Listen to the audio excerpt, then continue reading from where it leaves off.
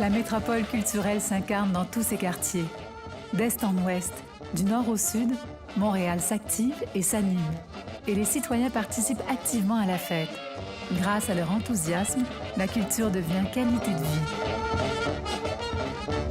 Je pense qu'il y a eu une belle rencontre entre les gens. Moi, j'ai beaucoup aimé. Ça met beaucoup d'atmosphère, puis c'est super agréable quand tu as des enfants d'avoir plein d'activités culturelles à proximité de chez toi.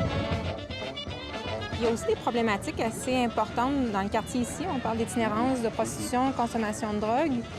Puis de faire des activités différentes comme ça dans les parcs, ça ne règle pas ces problèmes-là, mais au moins on s'approprie ces espaces-là différemment. C'est pas toujours évident pour nous pour amener nos projets à terme. Il faut se battre, il faut lutter, il faut qu'on nous appuie financièrement en nous offrant des salles, des lieux pour jouer. Voilà.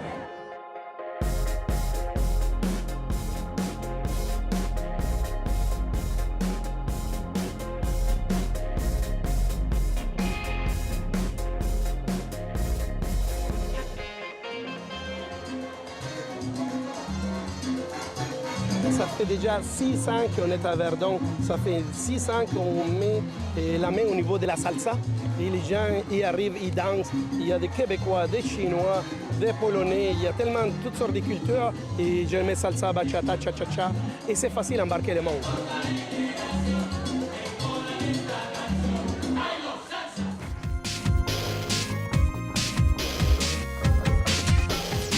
Pour moi, dans une bibliothèque, ce qui est vraiment important, c'est un bon choix de livre. Du confort. Je pense que ça donne le goût de lire aussi. C'est vraiment important que ce soit calme. Mais pas trop juste assez pour qu'on puisse parler. Ça prend des espaces où on peut se réunir un petit groupe de personnes. Un peu comme ici, mais mettons avec une porte.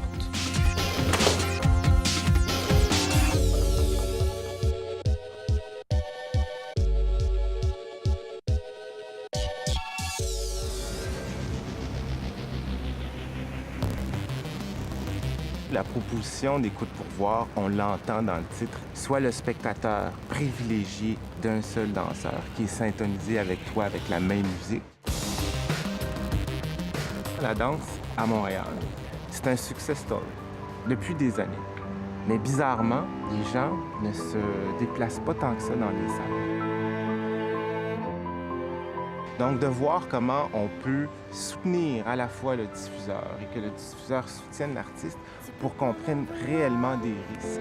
De toujours espérer que peut-être on va vous voir vieillir à deux. Nana n'est pas ton toutou, mais c'est moi, toutou. Et deuxièmement, tu sais très bien qu'il est interdit de jouer dans cette maison. Le public montréalais est habitué à la roulotte. Il y a beaucoup de gens qui viennent nous voir après les shows et qui disent ça fait 5 ans qu'on vient voir, 10 ans qu'on vient voir la roulotte, c'est une tradition familiale. Mais on a habité le quartier ici il n'y a pas si longtemps que ça. On est revenu dans le quartier justement grâce à cette activité-là avec nos enfants, donc c'est génial.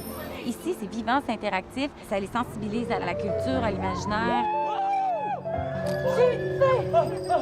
Nanoni, non, Ici, on a été vraiment chanceux. Il y a eu des pionniers, il y a du monde qui se sont battus, qui ont instauré. Puis aujourd'hui, c'est tellement bien organisé que c'est vraiment magnifique pour les vies de quartier, tout ça, tous ces événements culturels-là, gratuits en plein air et tout. Mais ça gagnerait vraiment à ce que ça s'élargisse, justement, qu'il y en ait en région et tout. Puis Montréal pourrait en fait probablement ouvrir, exporter, faire des petits. Ce serait génial.